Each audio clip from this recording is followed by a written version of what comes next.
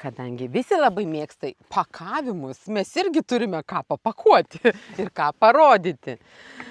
Dėžutė čiepčiuk. Visi klausia, o kas tas čiepčiukas? Bet tai yra tokios gražios kepurasnės, tokios, senovėje tokių nešiodavo.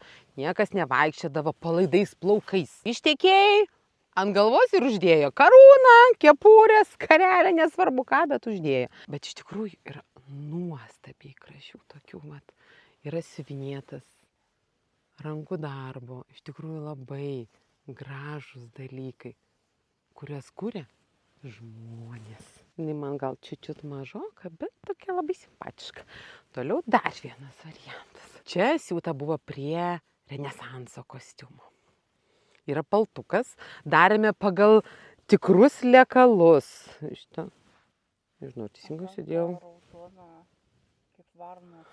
Tai, kas dabar mums atrodo labai keista, tuo metu atrodė viskas normalu ir taip toliau. Tokia tiesiog yra mada. Taip, kad turime čiepčiukų skrynelę, kurioje visokių tokių reikaliukų turime.